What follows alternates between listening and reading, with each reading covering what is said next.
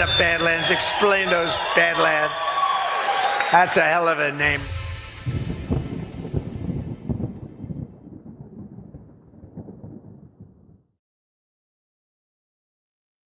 Oh, good evening, everybody, and welcome to Why We Vote.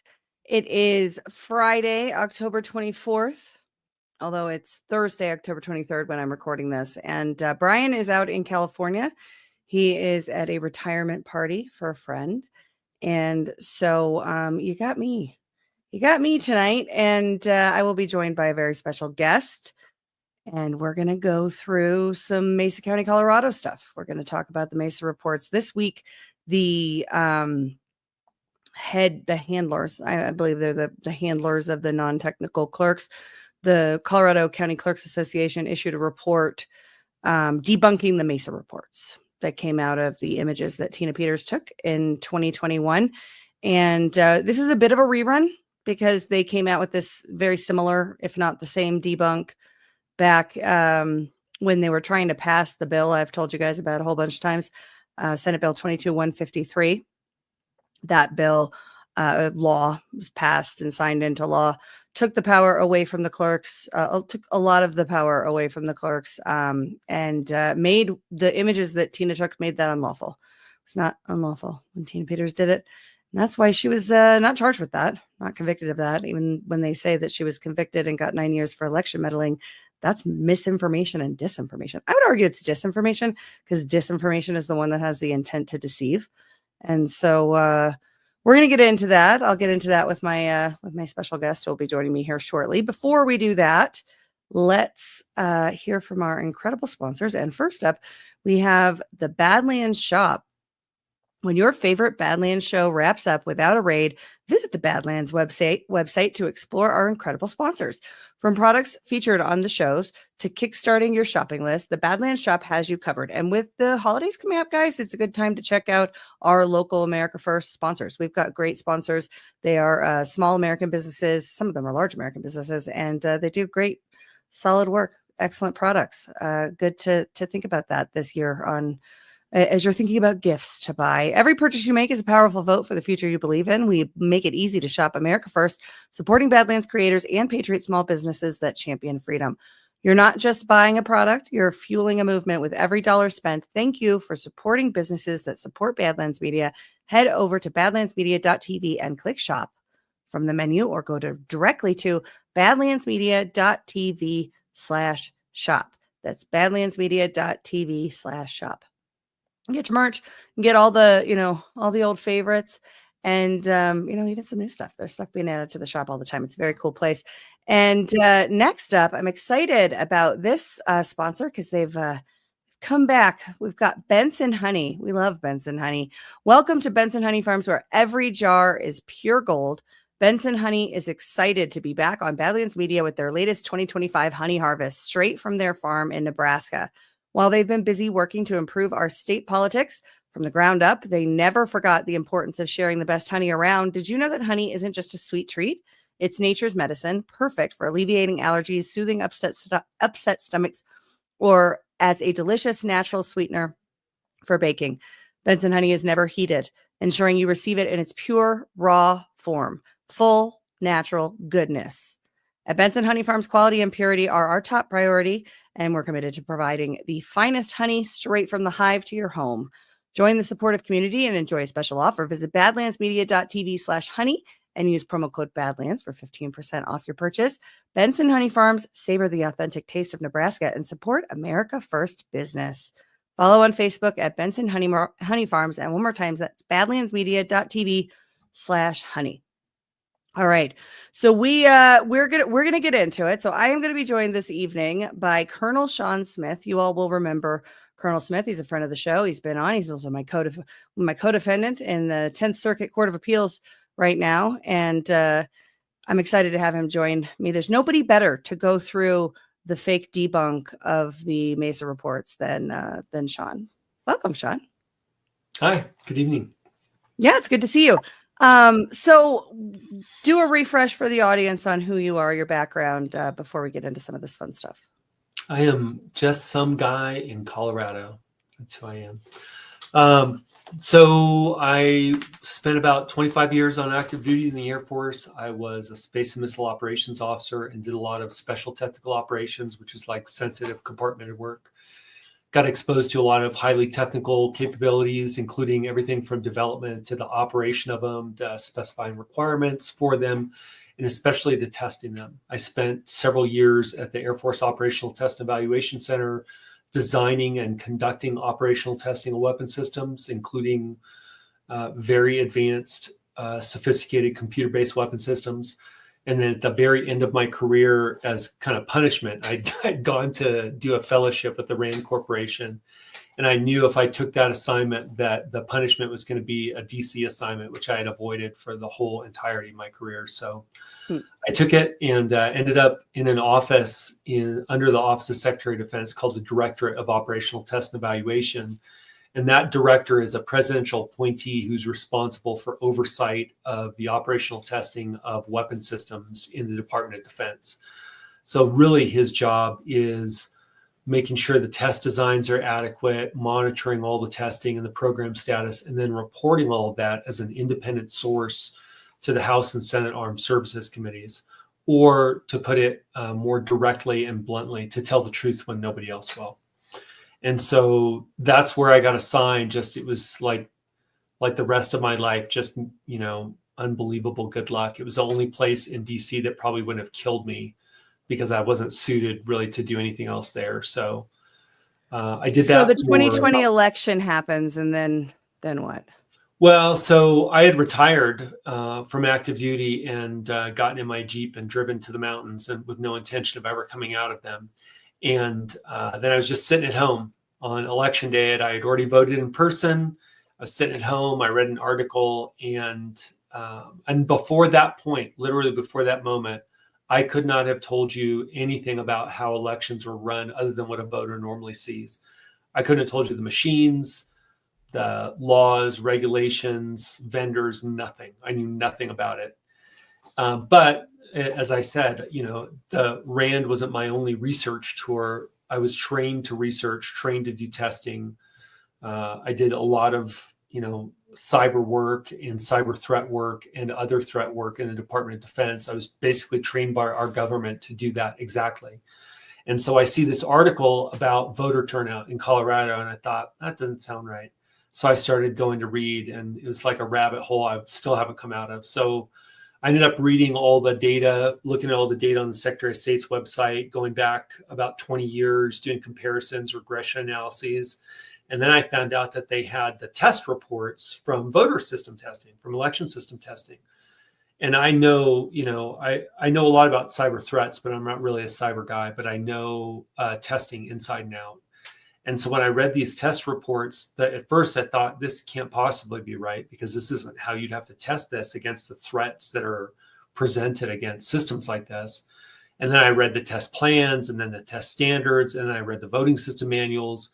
After about 4 days, I was basically alarmed beyond belief that this was our system, that our whole entire nation and government were based on. So that's how it wasn't like you were alarmed because it was the elections expertise is so complex and et cetera, et cetera. It's the opposite of that, right?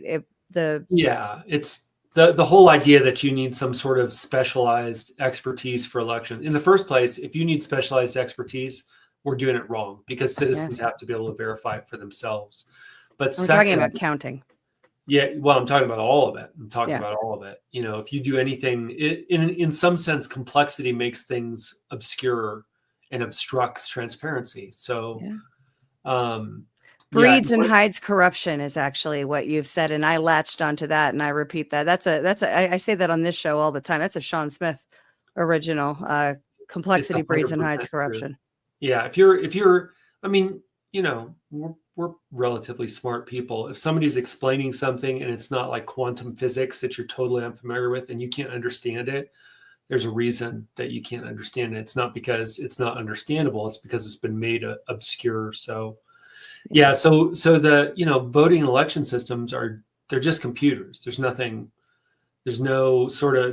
frontier of technology involved. And so if, it's like it's like if somebody says, well, this is a car, but it's an election car. Well, it still has to roll, right? Does that hold people? Does it move forward? Does it have to turn?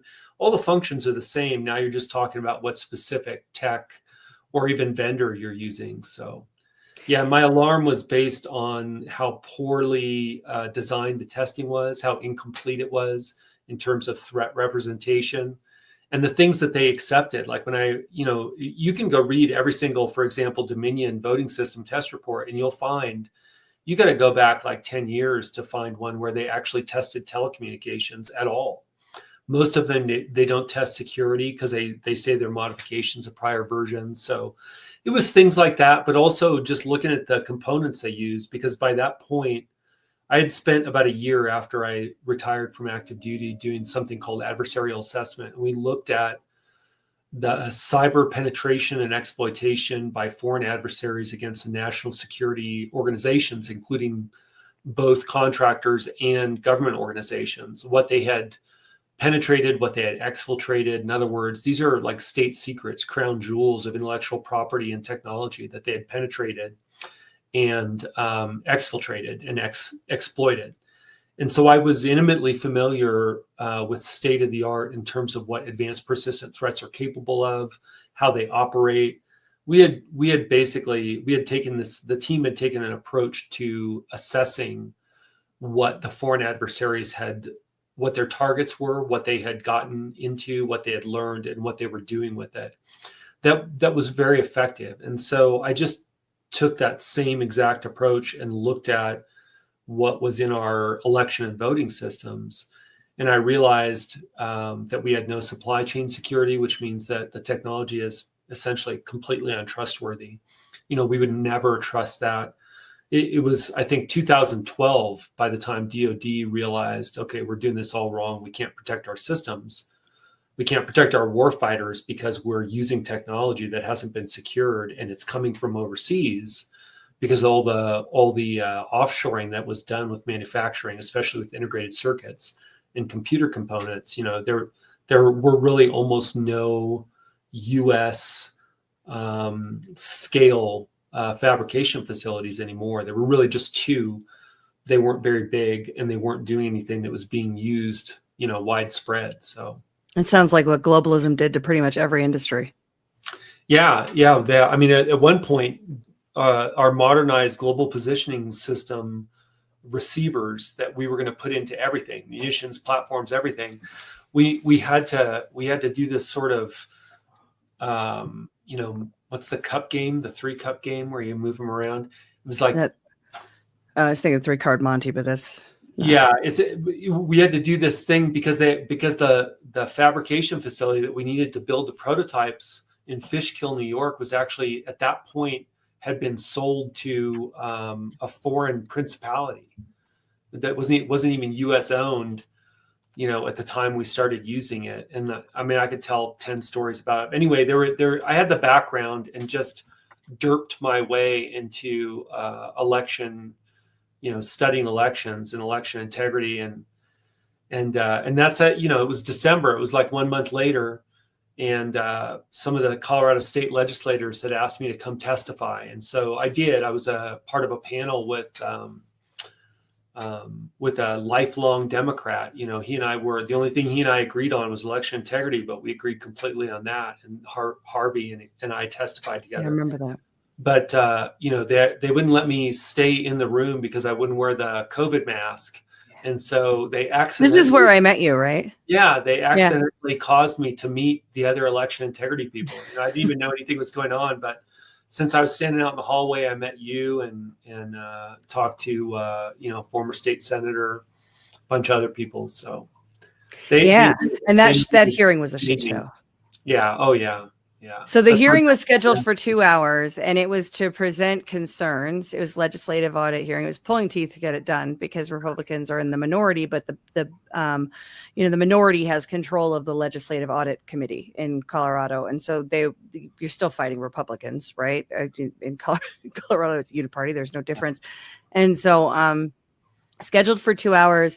it took like close to 8, and the majority of it, when all of the legislators were there and all of the cameras were there for the media, was, you know, the Wayne Williams and the people for the state talking about how great our elections are. And by the time that Shawn was able to testify and other people with expertise were able to come up and testify, it was like, you know, 6 hours later, and half the legislators had gone home, and they were being real cunty about it anyway. Like they didn't want to, they didn't want to be there. I remember a couple of them on the Zoom. They were on a Zoom right up on the wall and just being, exactly. They were at home, yeah, and they were complaining about lunch and how long everything took. yeah.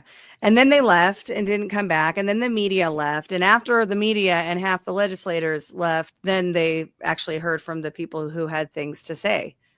And Do you remember who was one of the first people to testify? It was Jen Ellis. oh, right. Via Zoom, right? Yeah. I do remember that. You know, all the cast of characters, Wayne Williams, you know, the Runbeck representative showed up to explain how great everything was. Well, and we found out later that Wayne Williams could have been the Runbeck representative because he was a senior advisor to Runbeck, in addition to being city councilman at large and former secretary of state and whatever else. And the guy who took over Tina's office, election official for Mesa. That whole thing was highly illegal, but yeah. So we'll get into that report. Before, have you read the report yet? Which one? The new one that they put out this week. Oh, Colorado can. I wouldn't call it a report, but I've read its talking points. Yeah, So I was telling the audience before you came in, like, to me, when I first skimmed it, I'm like, well, this is a rerun of 22-153. They were trying to pass this legislation that took certain powers away from the county clerks and centralized them in the hands of the Secretary of State, and made the taking of images, the touching of the machines that Tina did a crime. It was not a crime when she did it. Dallas did it too. Right? Like, this was not a crime. It's been wholly misrepresented by all of the authorities in the state. But they were doing this bill. And so their Mesa reports were out there, and Matt Crane of the Colorado County Clerks Association writes this letter to the General Assembly, all of the senators and representatives, the Colorado ones, and basically goes through and sort of debunks the Mesa reports and makes a bunch of claims. And as I was reading through this week, I was thinking, this is a rerun. This is what we did before. But as I was going deeper into it today, I think that they might have expanded their claims a little bit. And they say some things that I think are unwise, given what we're coming to learn about our elections. Yeah. Before we get into this CCCA thing, I want to get your thoughts on the AWS hack or outage. What is accessible to anyone other than you is vulnerable to hack. The more valuable it is, the more likely it is to be targeted. Several years ago, it was true that Chinese Ministry of State Security associated advanced persistent threats were pinging every single IP address in the world every single day, right? So they are looking for new addresses, AS changes. They're looking for configuration changes. If your machine responds differently, that gets flagged, and now they start hitting it, right? I've told this story before, that back in like 2000, when I was offensive space control officer, and they made me do cyber stuff at U.S. Space Command. You're like, we don't have anybody else. You do it.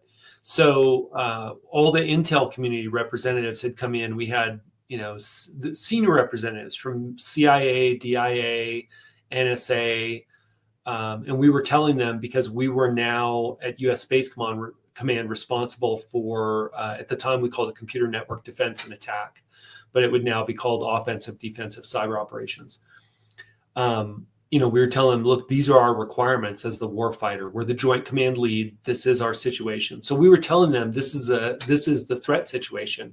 And I can remember, so it was my job to give this briefing. The different parts given by different people. This part of it was mine. I'm standing up in front of it. It's a room of these guys, a real senior. I'm not an intel guy. I'm an operator. I'm a space guy at that time. And so, and I can remember saying, Department of Defense networks are being attacked 1 million times a year. And it shocked them. Mhm. It was silent. They were shocked at 1,000,000 times a year. It's probably 1,000,000 times an hour at this point. Yeah. Right. And so there is we're at war in cyber. This is the thing people have to understand. If you go back and if you really want to understand it, you can, look at Boone's work and look at unrestricted warfare. The Chinese academic, a couple colonels in the Chinese PLA wrote this back. I want to say it was maybe 2007 or 8. But anyway, unrestricted warfare. We're at war in cyber forever. If we have computers, we're at war. If we have networks, we're at war with them. And what I mean by that is they're going to try to attack them, penetrate, exploit, take them over, use them to get to other systems, corrupt. That is going to be happening. But not elections. Except for elections, which are the most secure, if only we Of had reproach. Yeah, if only we could get the people who build election systems at the Chinese plant in Wuhan for Dell, and then the Serbian software program. If only we could get them to do some work on our defense systems, they could be impervious. Yeah. Unfortunately, we're doing the best we can, with the guys who are making like $5-6 million a year for their skill set. But yeah. The other aspect, just before we get into, because some of these we're going to go through kind of line by line about what these guys claim, and Matt Crane and David Becker's posting this out there as well.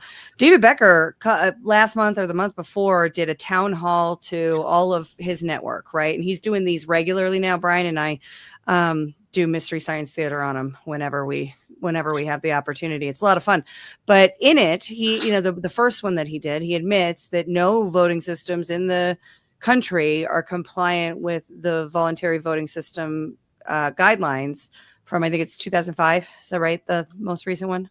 No, 2021 is the most recent. Yeah. But they're not even compliant with 2005. They are not.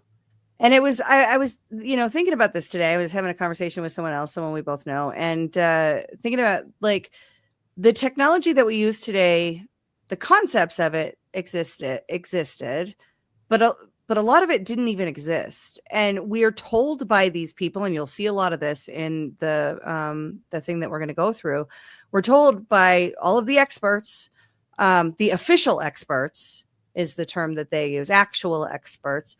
We're told that we have the safest and most secure systems, that everything is great. There are these vulnerabilities don't exist. And, you and I've had this conversation before, but that one of the things that made me kind of perk up in December really of 2020 is that I really felt like I was being gaslit. Because I'm not a technologist, but I worked in the people and communications side of technology organizations for technology projects. And so I worked with a lot of cyber experts at different points. And safest and most secure and cannot be breached are things that cyber experts don't say. These are because there's a liability there, right? And in the management consulting world, tech consulting world, it's a big liability. If you say, well, if you just buy this solution and allow us to implement it for you, it'll be the safest and most secure in the world, and then they get hacked, if you have said that, you can be held liable. That's why they tell consultants not to use the term expert. It's specialist, right? Like it's a liability thing. And all of a sudden, the authorities in cyber were saying the words that giving levels of assurance that cyber experts are very loath to commit to, even if they have, one of the best security profiles. So that was really surprising to me and made me perk up and pay attention. And then it was, the demonization started. So when we started asking the questions that they couldn't answer, and, well, you're not an elections expert, so you can't possibly understand this Dell computer ecosystem. It was the shame and mockery. And then they started attacking, and then we were dangerous, and then we were terrorists, and then we were extremists. Right? Yeah. We were trying to undermine trust in elections, right? That's what they say. Yeah. I would love to be able to trust elections. It would be super nice. cool if we could trust elections, but we can't. And the people that are responsible for public trust in elections keep lying to us about that. That's about right. Yeah. Yeah. All right. So this is the Colorado County Clerks Association. Is that coming up big enough to read? I can read it, but I want people to see it. Mesa County security breach, an examination of the claims and the full explanation. So I'm just going to go into some of the stuff in the beginning. I know you're going to laugh, but don't answer all of these because they're detailed below, and we're going to go each one in detail. But I'm just going to read through the intro here, jump over the part where they demonize Tina Peters for a while, and we'll get down into the specific claims. But here they start. The Mesa reports, a set of documents authored by individuals conducting what they described as a, quote, forensic examination, end quote, of Mesa County voting systems, claim to show evidence of illegality and vulnerabilities. However, official investigations and professional analyses by actual election experts found no such evidence. They determined that the authors either fundamentally misunderstood or deliberately misrepresented election procedures, system functionality, and the law by producing half-truths, falsehoods, and fundamentally flawed conclusions. You can respond if you want. Where to even begin with this? This sounds like so. Remember, they spent a lot of money. Matt Crane, so he's got two incomes. He's got the executive director of Colorado County's clerk, paid for by the dues that are paid for by the clerks, paid for by public funds, basically, plus the sponsors. Right, the sponsors for all their conferences are basically like Runback and Dominion and stuff like that. And then he also works for Lafayette Group. Lafayette Group, remember, they're supposed to help with security and emergency management, but they also have this section or subsidiary, and it does strategic communications, and that's where the whole MDM, the malware or malinformation, disinformation, misinformation structure came from. That entire sort of narrative that was glommed onto, that they trained all the public officials. No, say this, Trusted Source Tuesday, that whole thing, all of that came out of that group. And he spent a lot of money. We looked at, I think it was a financial report, and they spent a lot of money on public relations, public affairs type people. And this is their public affairs consultant language, right? Because when you listen to Matt, he's kind of like Griswold. He's not as bad as Griswold. Griswold, if you get her you get Griswold off script. It's a train wreck. Right? Two sets of passwords. Two sets of passwords. She starts sweating bullets. You can just see it, like it's going sideways fast. It's like watching a airplane skid off the runway. Yeah. Well, what are the two passwords used for? Well, there's two sets of passwords. Yeah. Yeah. That's part of the problem, right? Is that both of them have a technical knowledge depth of, it's like veneer thickness. I can remember I remember Matt's email that we were responding to back in 2022. He actually wrote out sequel. Now, if you're just a layperson in the public and you like a sequel, like it's a movie sequel, so what? But if you're proclaiming to be an expert about something and you don't even know that SQL, when we're talking about in terms of like Microsoft SQL Server Studio, SQL is structured query language and it's spelled SQL. If that's your level of knowledge, you should zip it. It's even worse than that, though. It's worse than that because it was put out as to the General Assembly as they're getting ready to vote on legislation. And I think he was working with 5280 strategies on that one.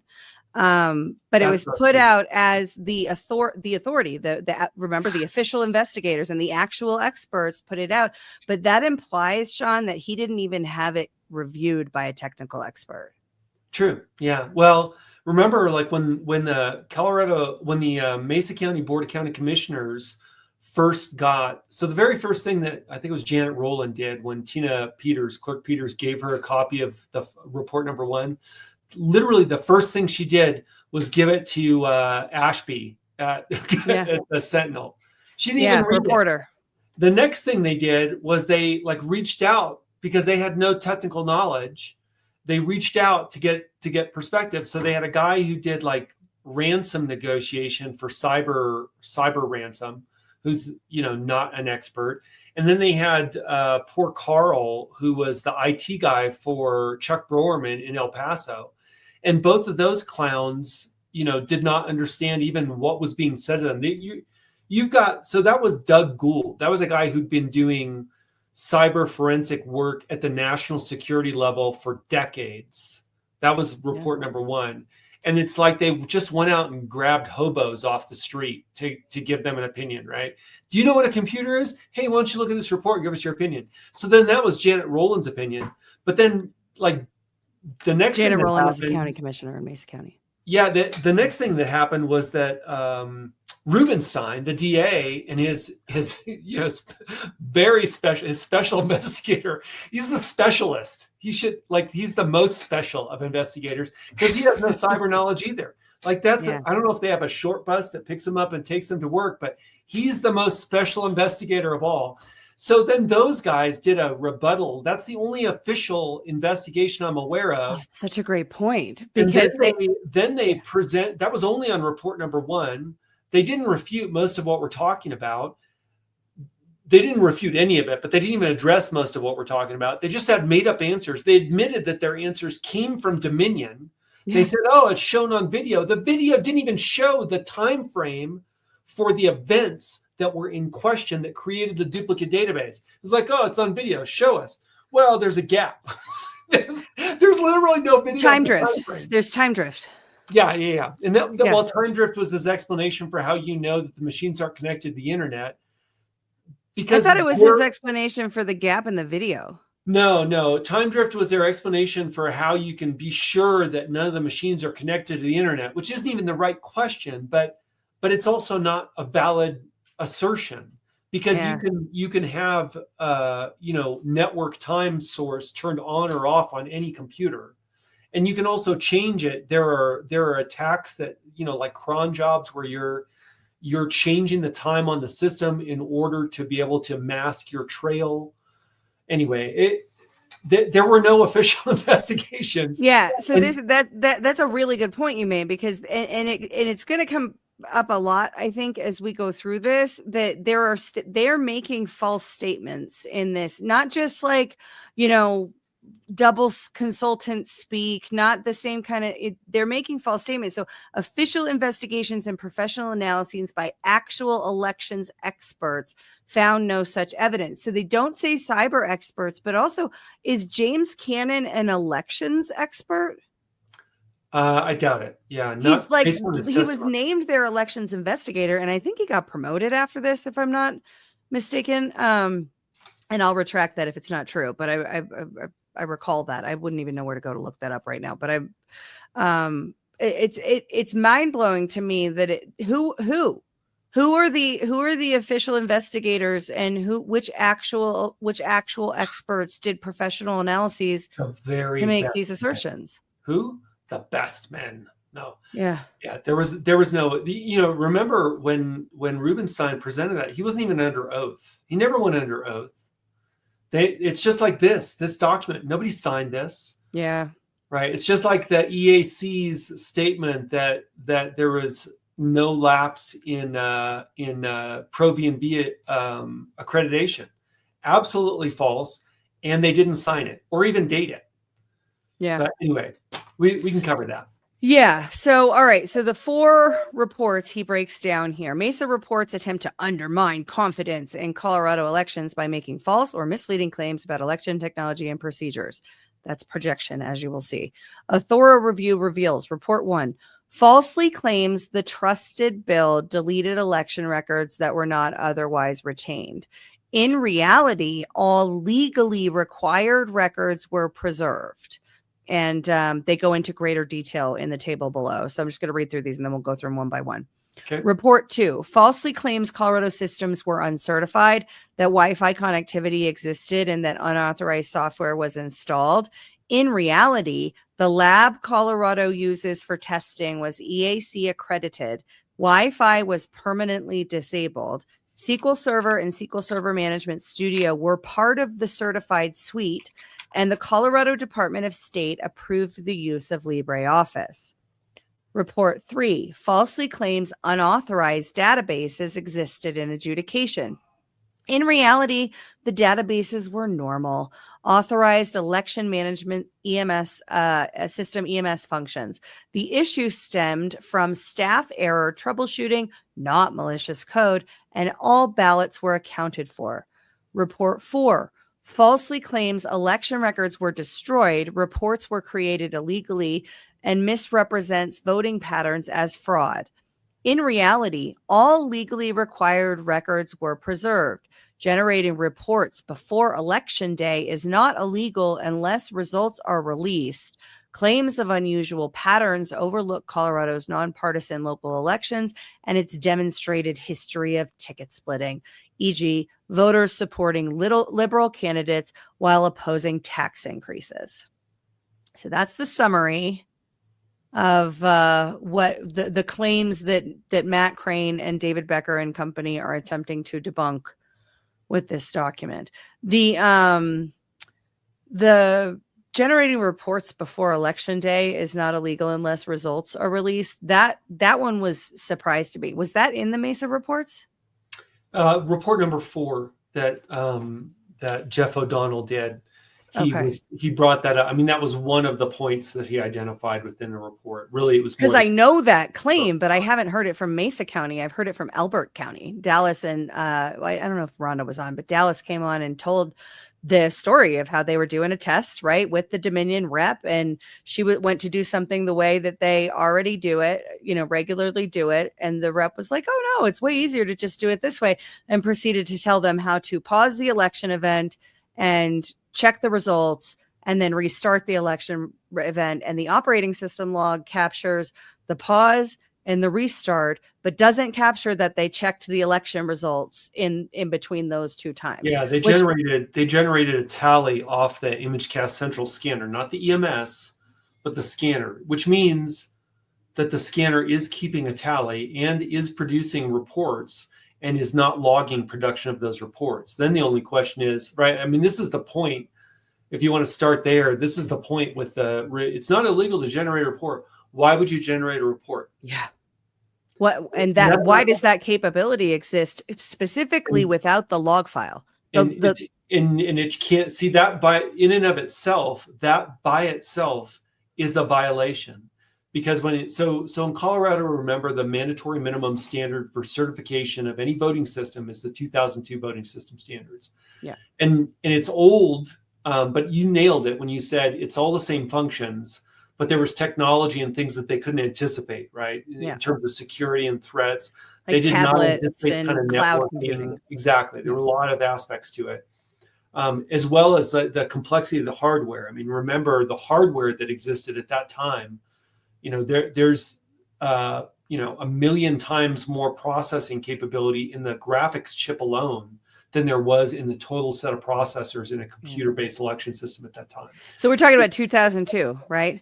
The iPod came out in 2001, on today, actually. Today when we're recording this. Yeah, it's before the iPhone. And those standards were effectively written by NAS and delivered by National Association of Secretaries of State. And they were old. I mean, they were obsolete in a sense. They had some good content in them. One of the things they had in them. So remember, this is the mandatory minimum standard in Colorado. Cannot certify a voting system or use it or purchase it if it doesn't meet those standards. There's a whole section in there about general purpose computers because at least they were far enough along that they understood if a computer is capable of multiple simultaneous processes, then it can run processes that modify what it is displaying and storing. So it's not good enough anymore to just be testing or monitoring or auditing the election or voting system software itself. You have to know what's happening on the whole system, because the whole system could literally be running a subroutine that is changing the math that affects what happens with the tally in the voting system.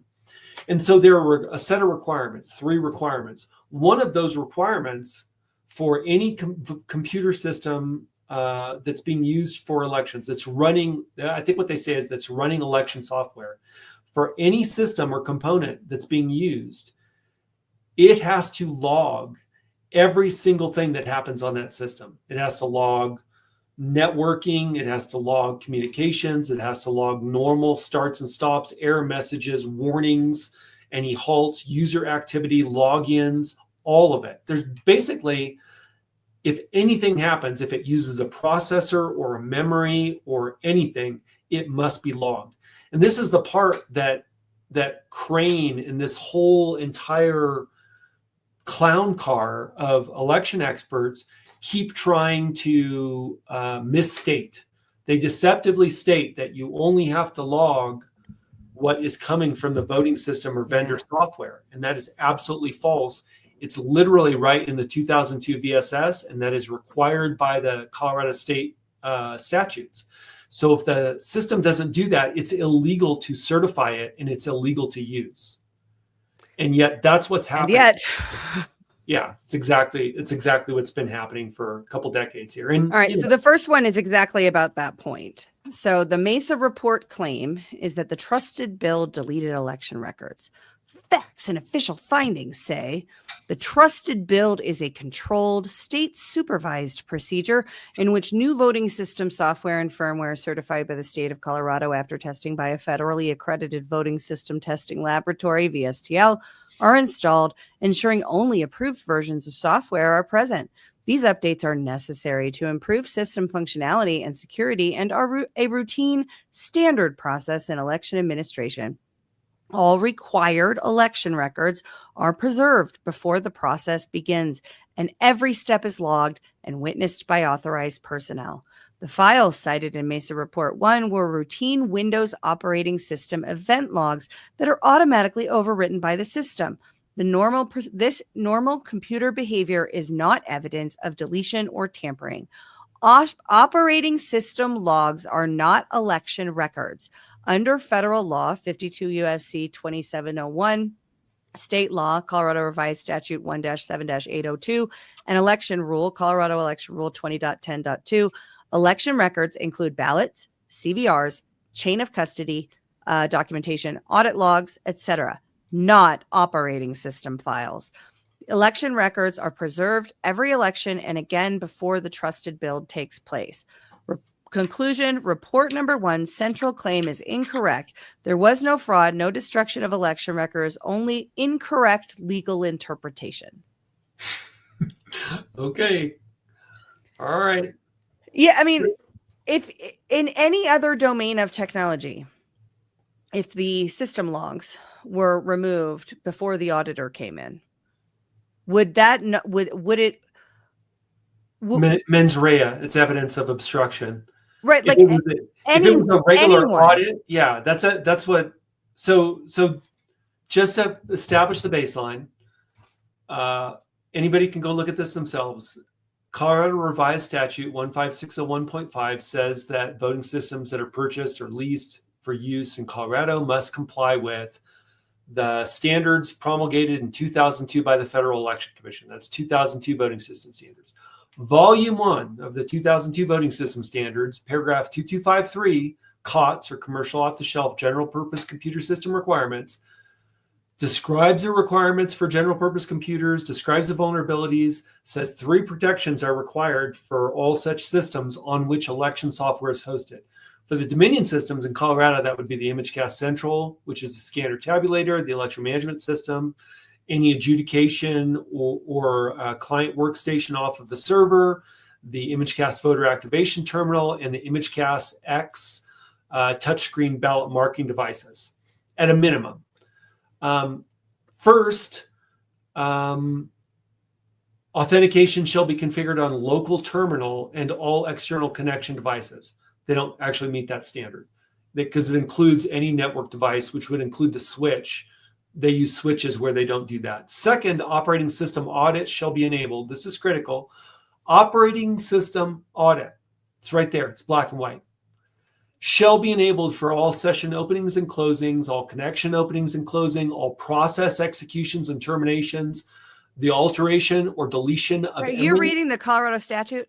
No, I'm reading the voting system standard, which is required by the Colorado statute. All process executions and terminations, and the alteration or deletion of any memory or file object. This ensures the accuracy and completeness of election data stored on the system and ensures the existence of an audit record of any person or process altering or deleting system data or election data. Without this, you don't have an audit trail. Yeah. That's why it's the minimum standard. And yet, there's Matt Crane, Colorado County Clerks, the trusted source, saying yet again, now this could come from Griswold and it doesn't matter because Griswold doesn't like it. If you put her in a room and there were only two objects, two sets of passwords, and one of them was a steel sphere and the other one was a desktop computer, and you said, point at the computer, you got a 50-50 chance. Now, Crane knows a little bit more, but this is obviously a lie, and it's black and white. You can just go look at it. Yeah, that's the thing, is that like when we did this in 2002, this is why I think, like, I texted you earlier, I'm like, it's a rerun, but I also think they might have expanded their claims a little bit in here, because they never admitted that they removed operating system logs before. They just told us all required, all lawfully required files to be retained have been retained, and they never would show them to us if we demanded, right? Like if we were like, okay, fine, you say that they're all retained, let us see that you actually retained them. They would never show them to us. They could just keep saying, no, we got them. We got all the files we need to get. But here they're saying operating system logs are not election records, which to me is an admission that operating system logs were in fact deleted. These words were routine Windows operating system event logs that are automatically overwritten. He just told you that system is illegal to certify in Colorado. Yeah.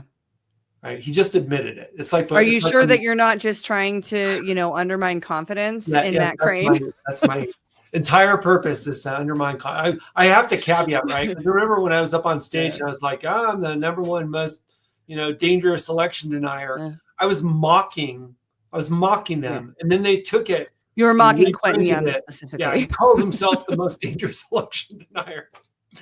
Yeah, I was number 5, which I'm still pissed about. I should have at least been number 3. Can't meme, no sense of humor.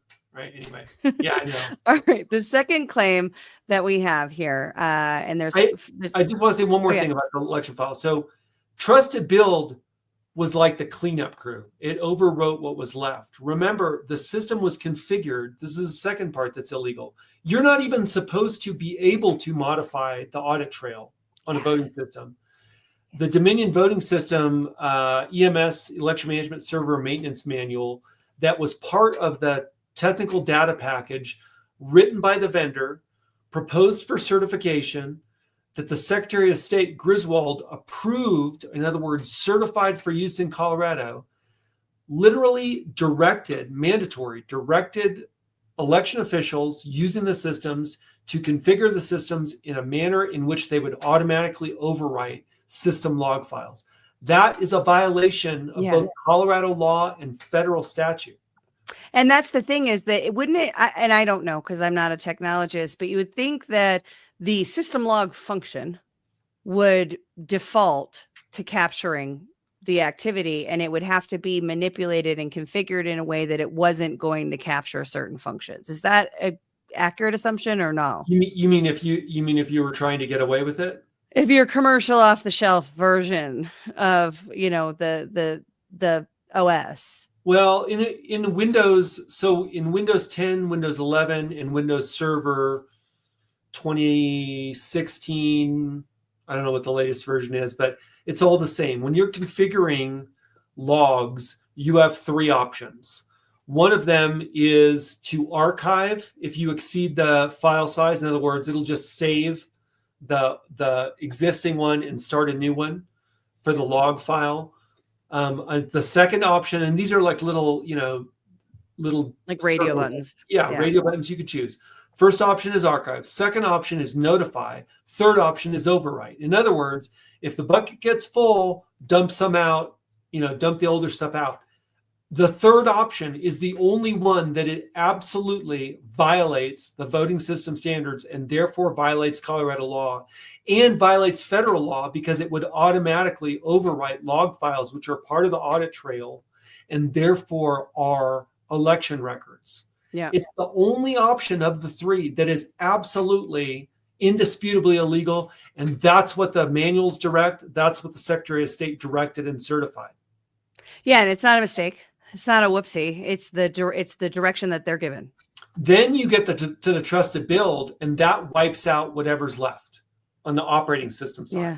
So that the only story left, the only audit trail, is whatever the vendor told you or decided to save in the election project. So it'd be like, the most secure. Yeah, it's like a child writing their own excuse notes. All right, second one here. Systems not certified because VSTL accreditation expired. Facts and official findings. Only the Election Assistance Commission can revoke accreditation. 52 USC 20971. Accreditation does not expire automatically. Colorado Revised Statute 1-5-608.5 and Colorado Election Rule 21 those two statute, the statute and the rule require accredited labs and standards. EAC never voted to revoke accreditation of Pro VNV. The VSTL Colorado uses. The EAC has confirmed this. So absolute lie. So, and I've got all the emails between Judge Choate and Mona Harrington at EAC, which showed that it was a lie. When Judge Choate said it was a lie. He had nothing from EAC. He was begging them for it. Here's what's actually true. So per Title 52, the only people who can accredit a voting system testing lab are the EAC commissioners by vote. That's a fact.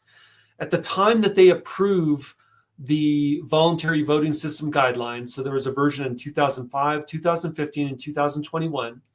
At the time they approve them, they also approve program certification testing manuals that are part of the exercise of their responsibilities under Title 52 to supervise and specify standards for voting system testing and certification by accredited labs. In 2005 and 2015, which the 2015 standards were in effect until January of 2021, which means they were in effect from 2015 through 2021, the voting system certification or the voting system program manual for voting system testing labs was explicit that accreditation was valid for 2 years and 2 years only. And at the end of 2 years, the accreditation expired, and that if the voting system testing lab made timely application for reaccreditation and provided all the necessary documentation and proof, that they could continue in good standing until the EAC commissioners voted to either accept that accreditation and renew it or not to. Pro VNV was accredited in 2015, and the certificate itself says that it expires in 2 years. It expired in 2017, and they did not make a timely application. The EAC commissioners did not vote to either accept the application that Pro VNV didn't make. They just ignored it. Yeah. And Pro VNV continued testing, even though they were not accredited in accordance with federal law. At the point where their accreditation expired, according to the EAC's own approved guidance and their certificate, they were no longer allowed to test for certification of voting systems. EAC knows this. Yeah. Right. And so what they did in 2021 was Jerome Lovato, who had followed Ryan Macias as the testing certification program director under EAC, modified in the 2021 version to accompany VVSG 2.0 the program testing and certification manuals to eliminate any mention of expiration. Wow. And they removed it from their website. But we went back in the Wayback Machine and looked at the EAC website and found where they had listed voting system testing labs with expired accreditation. Yeah. So they've tried to hide and cover up the whole thing. And I think Crane knows this. I know Choate knows this. And I know Mona Harrington knows this, which is part of the reason she got fired out of CISA.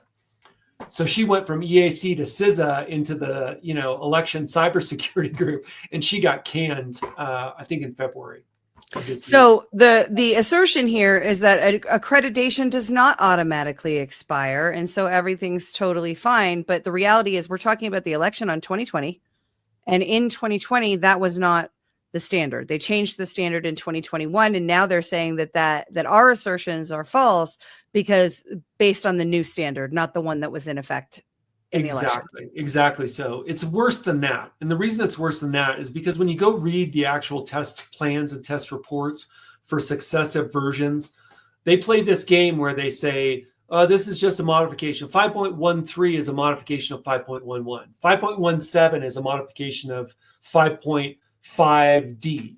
5.5D is a modification of C. C is a modification of B. B is a modification, et cetera, et cetera. It's like, it's like a Breck. It's like a Breck shampoo commercial. They all told friends. But you go back and when you look at the test report for like 5.17, which is the current Dominion version in Colorado, it says this was a modification of this prior version. In this case, it was 5.5D. And so we didn't do all the testing. We relied upon that prior report for some of the testing. In reality, for most of the testing, like they didn't even do security testing on 5.17. They did it on, like, I think the last one they did security testing on was maybe 5.5B. But when you go back and look at the testing they relied upon, the current voting systems that were certified like in 2021, 2, 3, 4, all have testing that was based on testing done in the period when ProVMV was not legally accredited. That cannot be relied upon. They were not an accredited testing lab. Yeah. That invalidates any certification for any system testing that was based upon that prior testing. And so both the two statements we've looked at from the CCCA so far are false. Yeah. We have a bunch more. So egregiously false. Egregiously false. Egregiously false. Yeah. All right. Wi-Fi components present, systems connected to the internet. CRS 1-5 facts and official findings. CRS 1-5-616 and Colorado Election Rule 20.5.3 sub A sub 1 prohibits voting systems from being connected to the internet. The Wi-Fi capability was disabled and verified in BIOS firmware during the trusted build. Now, this one is a lot of fun for me because I broke the story in 2022 that the Secretary of State was telling all of the clerks to check, just, in the middle of the election event, just check and make sure that your machines aren't accidentally reconnecting to the internet. And here's a set of guidelines for how to check that in your Dominion machines in your county. And that was we had been told, they don't even have that capability. Machines can't connect to the internet for 2 years. And then right before the midterms, they're like, hey, guys, just check and make sure that your machines don't accidentally reconnect. Yeah, so that there's so much wrong with this. First of all, it's not just about the internet. It's about anything outside the certified boundary of the system. If it can connect to anything, for example, the integrated Dell remote access controllers on the Dell PowerEdge servers that are used for election management servers in the Dominion Democracy Suite system have a near field communication capability. So you could literally be within, maybe 20, 25 feet. And if it's looking for or listening for a particular signal, like a handshake from a particular device, you're connected into the just absolute brain of the system. And to understand that IDRAC, integrated Dell remote access controller, it only has one purpose. It's embedded in the motherboard. You can't remove it. You could destroy it. You could probably physically disable it, but you can't really software disable it because it's connected into hardware. Its entire and sole purpose is remote management of that server and anything connected to it, either temporarily, like through media that bridges an air gap, or through a network connection, which is basically the whole voting system. So the idea that, you've disabled the Wi-Fi component, they didn't even know they have Wi-Fi components. For example, they're not disabling the Wi-Fi components on the ICXs. And they used to have, at the time of the 2020 election, now they're using mostly what they call classics, which is an A-Vision device. It's like a medical all-in-one computer touchscreen. Those don't theoretically have wireless networking built into them, although they do have internal USB ports that you could just jam a USB dongle into. And they're not opening them up and looking, I guarantee. They're not. They don't even know where their Wi-Fi capabilities are. Like I think it was last year where the Boulder clerk, they announced, oh, we don't have any more Wi-Fi. It's like I said, here, it's right here in this machine. It's in your configuration. Well, you'll see down here, he says no Wi-Fi was functional, which is a different claim than we've been told in the past. That's changing what they told us before.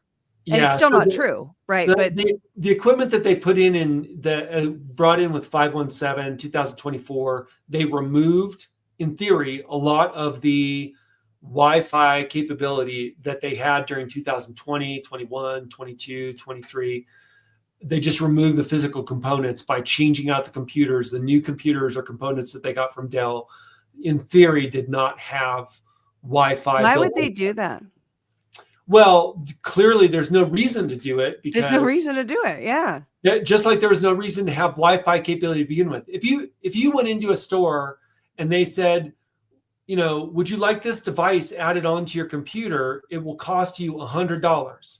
And you said, well, I'm not going to use that device. Like, I don't know, a sip and puff controller. Like if you were handicapped, you'd want a sip and puff controller. If you can use a mouse, you don't want a sip and puff controller.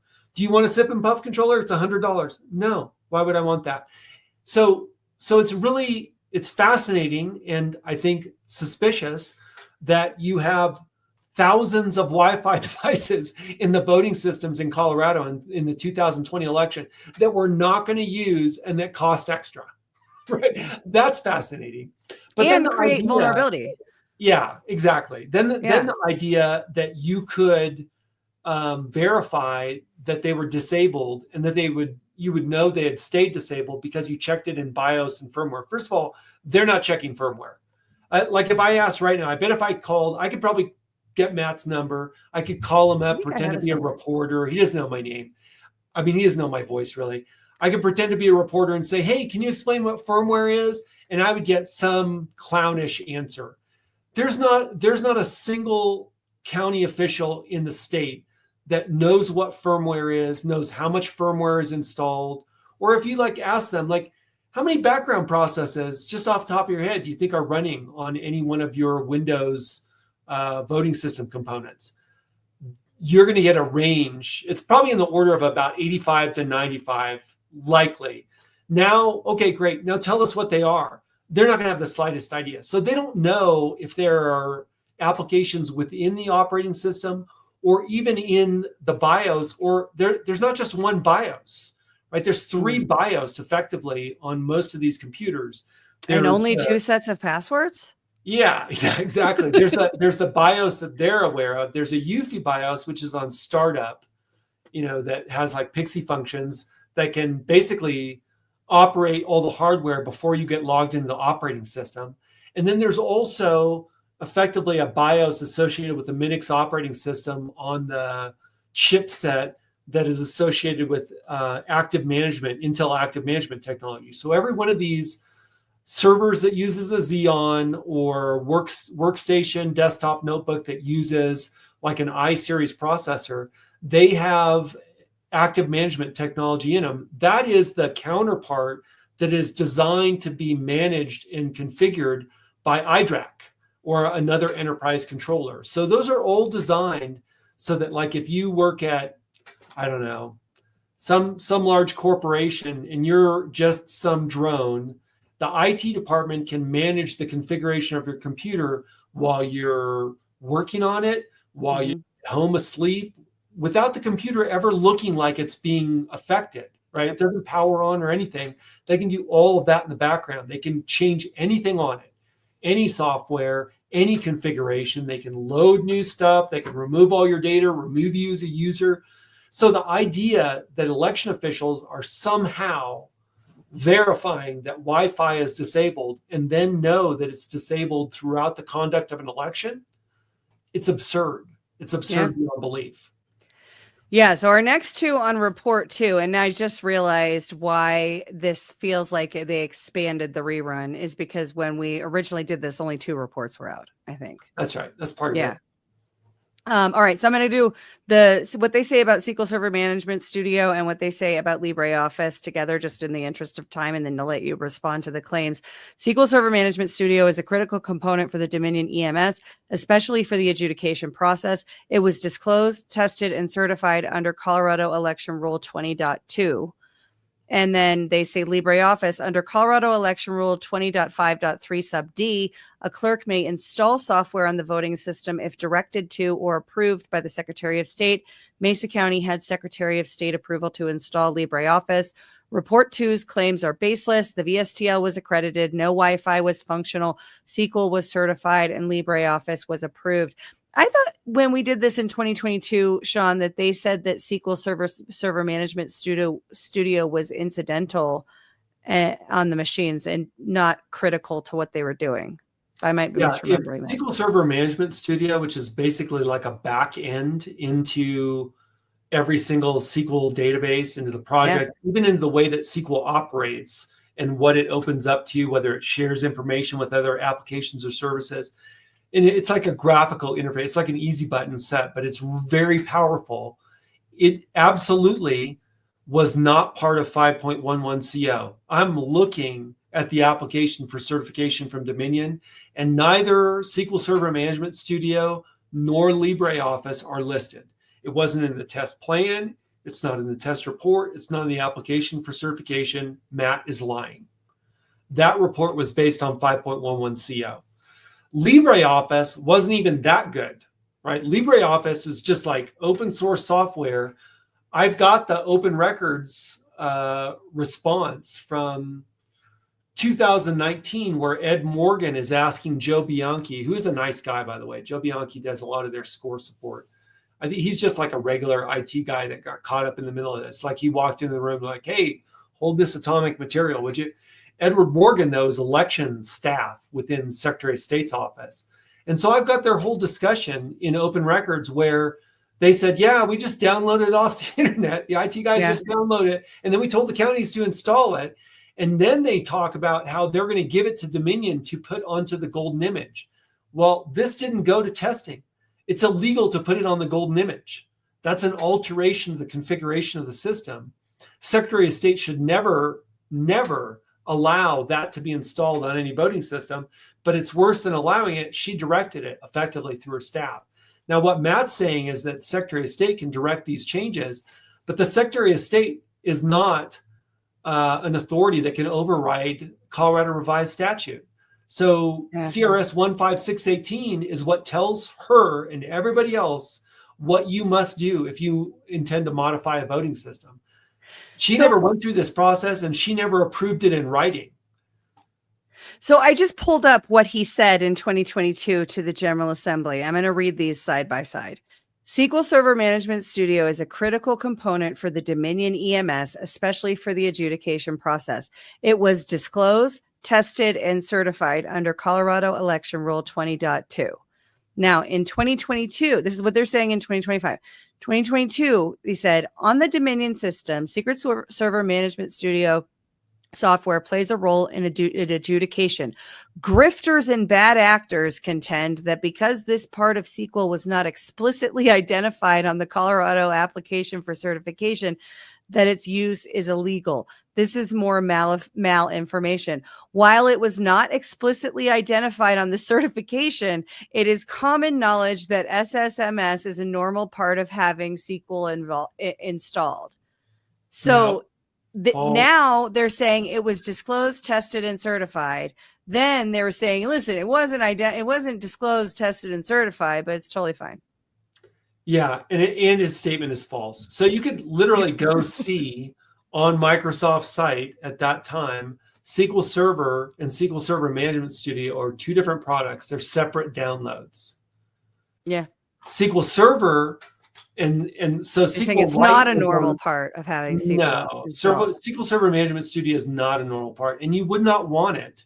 Well, they use it in adjudication, which is the worst place to use it. Yeah. And we've seen this, right? We had Phil Davis on and we went through the 2020 and 2024 adjudication process, which, if I'm not mistaken, he showed us the SQL Server Management Studio and how you can use that in the adjudication process. Yeah. And even, Mark Cook had done the demo where he showed that, first of all, you can use it in the back end to go directly into the database and alter it. You can alter how it so if you, let's say, because of the way the SQL Server project database actually functions, so you sort of have a key that translates a specific machine ID into a specific candidate or issue response. But the SQL tables, when they're doing tallying, are just dealing with the machine ID.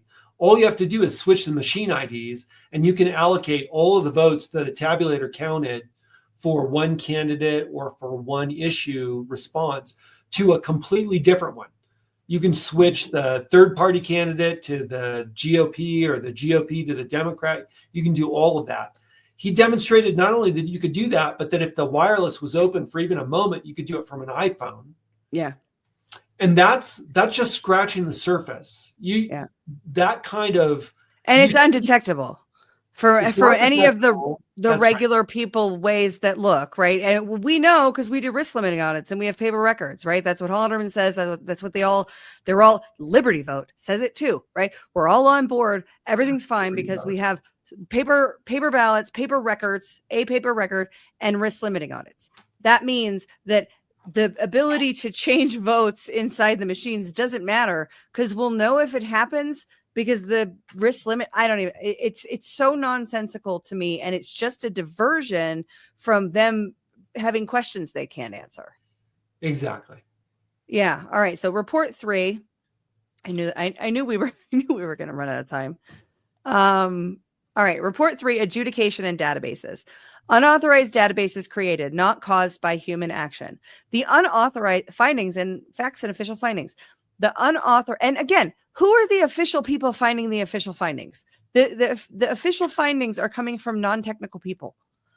The Experts. Unauthorized, what? Experts. Experts. Like Matt. Yeah. The unauthorized databases were not unauthorized at all. They were routine functions of the Certified Election Management System. The Mesa County District Attorney's Office opened a separate investigation into the claims made in this report.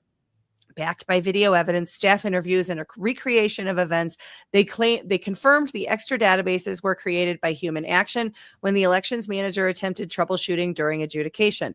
This was a user mistake, not a hidden algorithm or malicious software.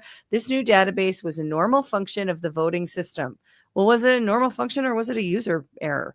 Importantly, Mesa County staff verified that all the ballots were fully accounted for using the system backups required pursuant to federal law 52 USC 20701, state law TRS 1-7-802, and Colorado election rule 20.10.2. There are a couple words in that are not a lie. Like the word of, and then also where it says and.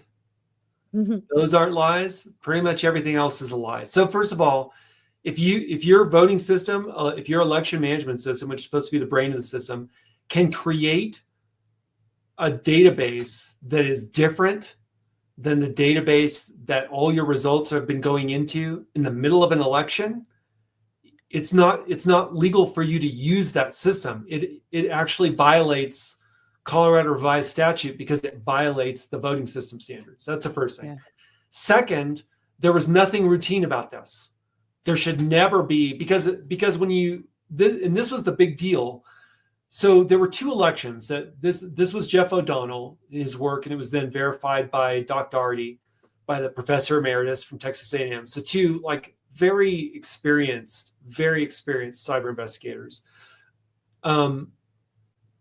The big deal was not just that there were duplicate databases, it was that the copying of the records between the old and new databases was done differently in the general election in November 2020 than in the Grand Junction municipal election.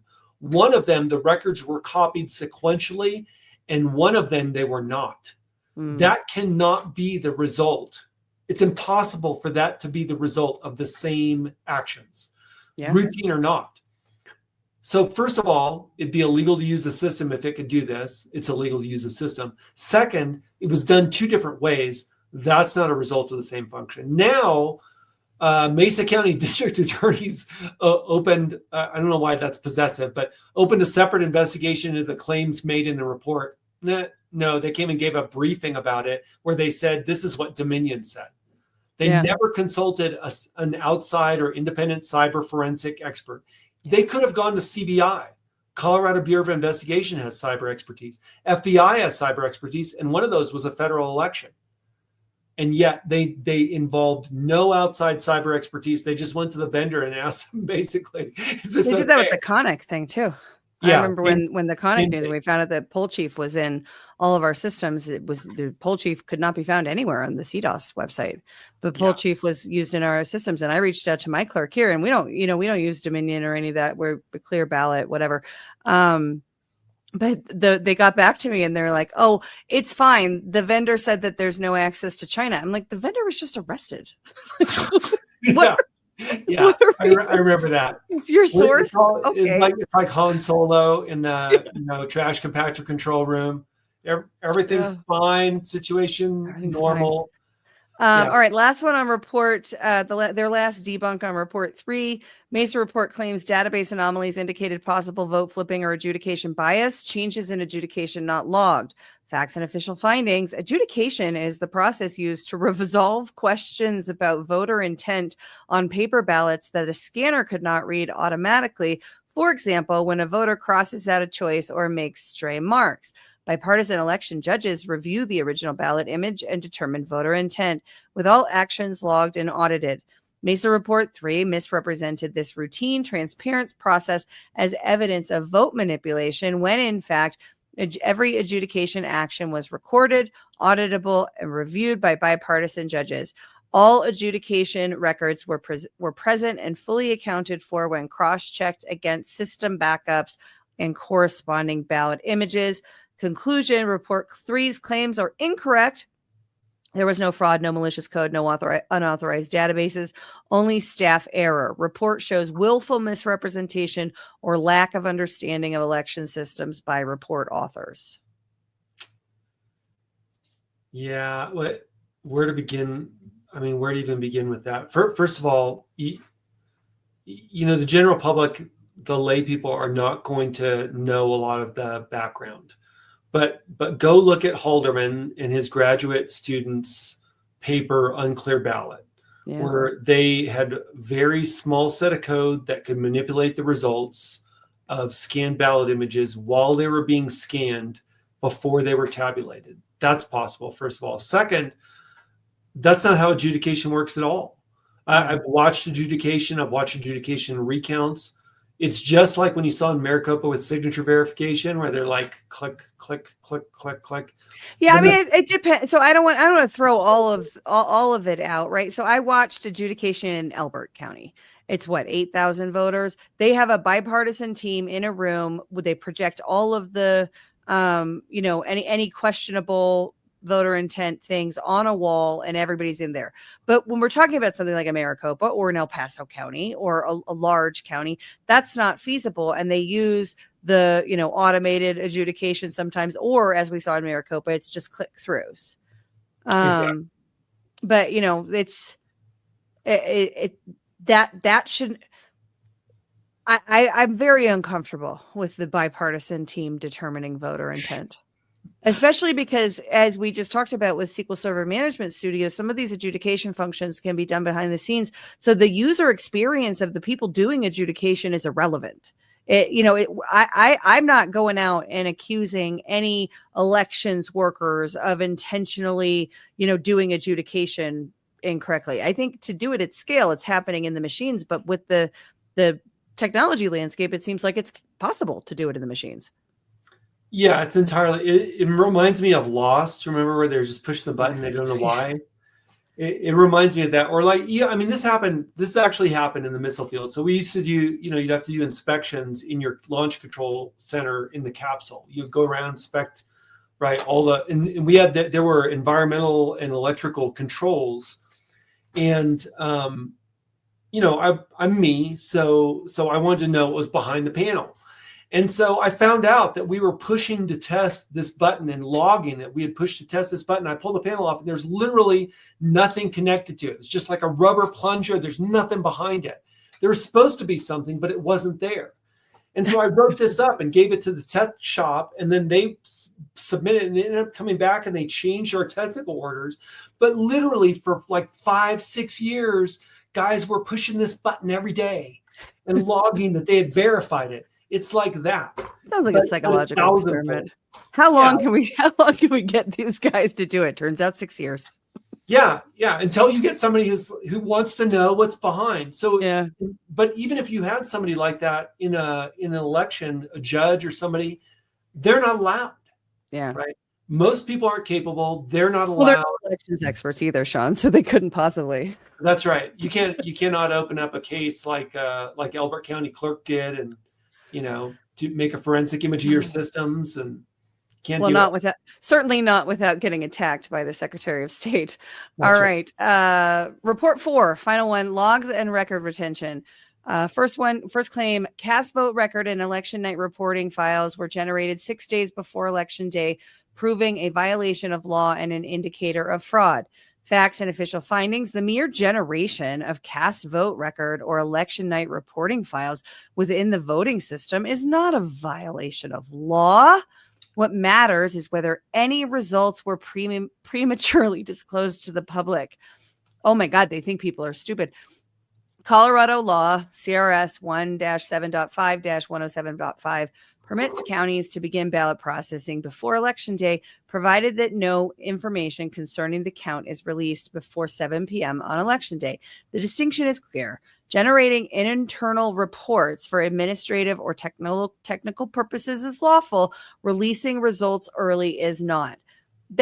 What? So, yeah, you have to. And in fact, I believe they've made it a rule that you have to process ballots before Election Day now. You can't wait until Election Day, which is crazy, right? Like if you have a county with 8,000 voters, you can't wait till Election Day and do it on that day. Nope. Jenna says you have to do it early, but processing ballots on Election Day does not require the generation of election night reporting where you can see the results of the race. And what is the need for that?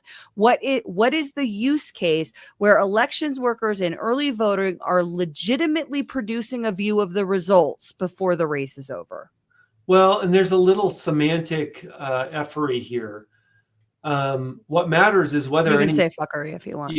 Yeah, it's fuckery. What matters is whether any results were prematurely disclosed to the public. That's not what the statute says. It says no information concerning the count shall be released. Doesn't say that statute that's linked right there? Yeah, 17.5, 107.5.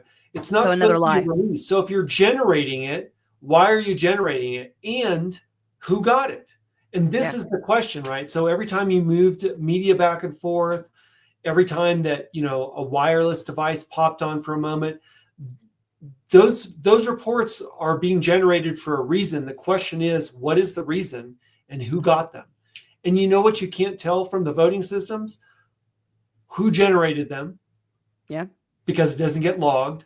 Or who got them because they don't log the communications. Like, that's crazy. Think about how insane that is. Like, it's not a big deal. It's not unlawful to generate these reports. You just can't release them to anyone. Also, we don't show that we're doing it in the log file.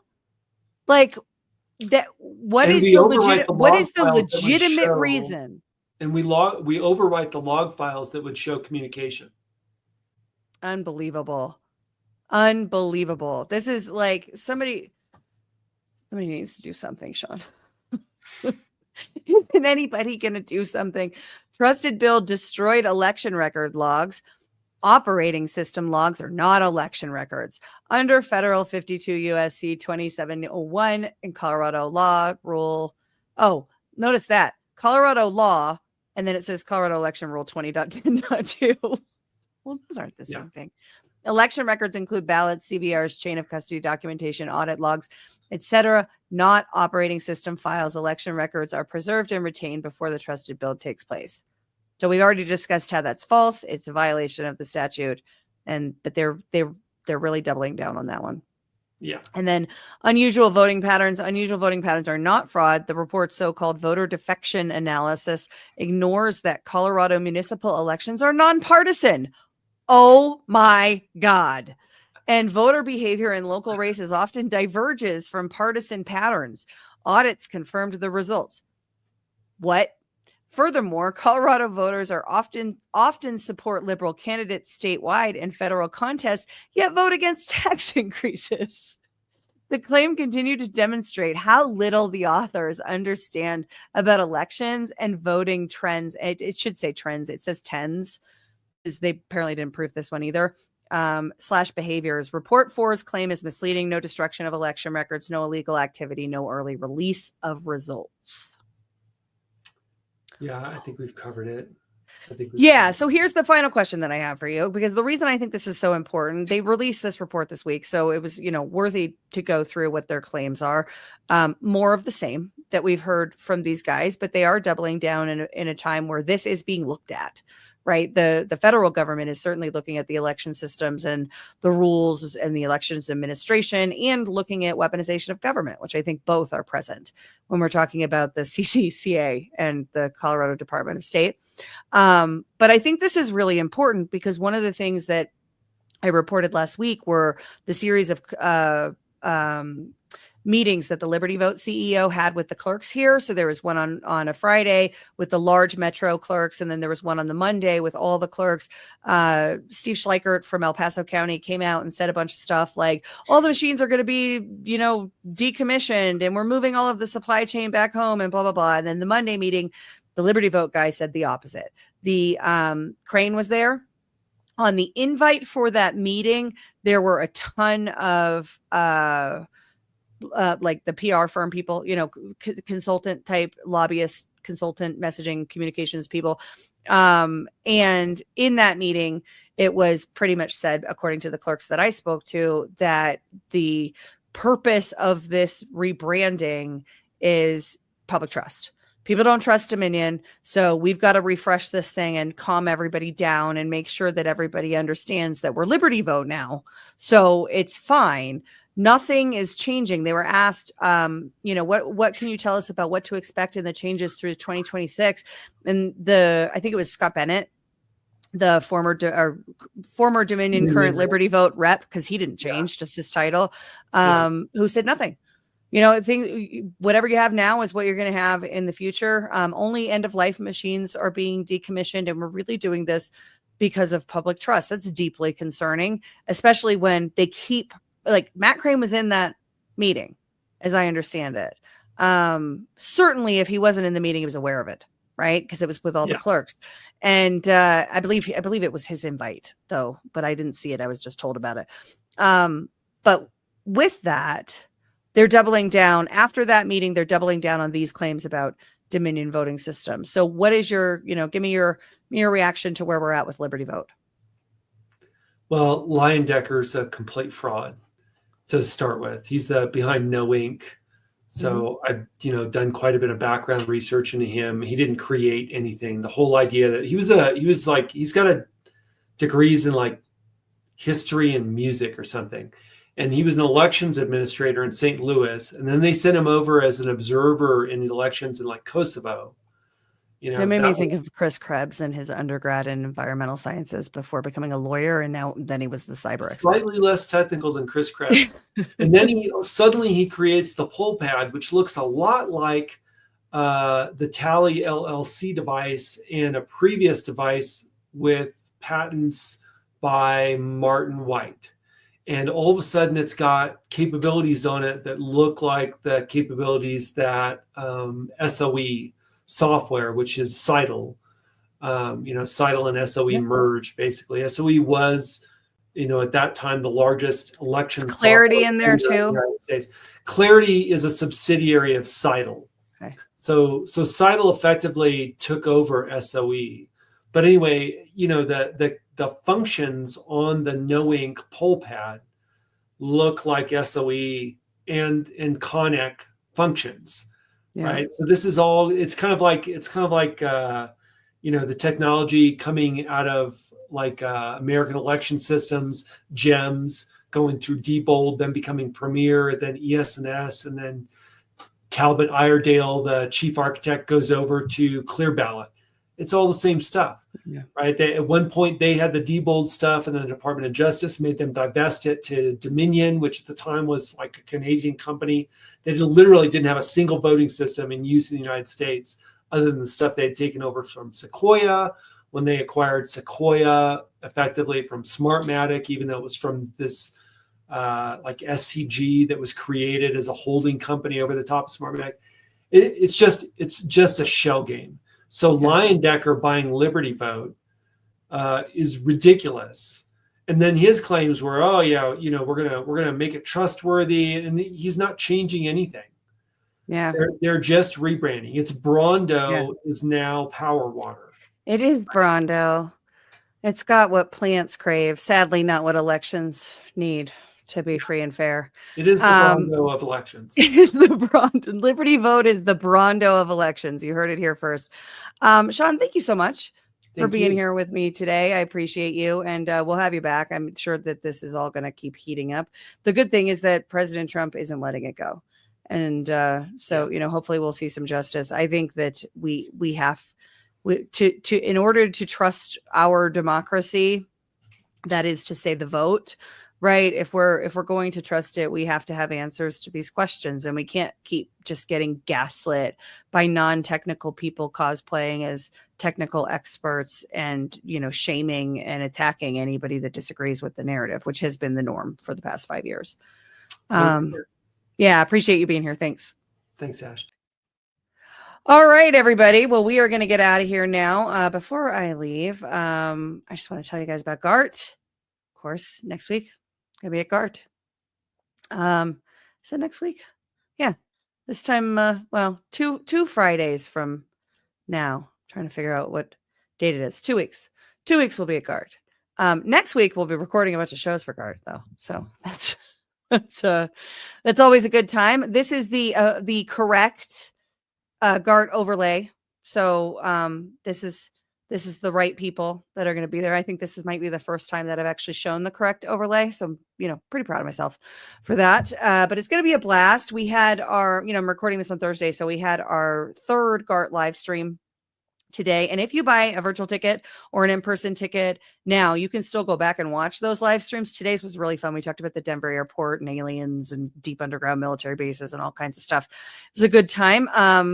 But with that, I'm going to play our GART ad and our soft disclosure ad, and Spellbreakers is coming up next with Matt Trump, and then Only Lands follows that. And I will see you guys later.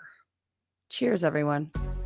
Before skincare went synthetic, people used something simple, something real: tallow.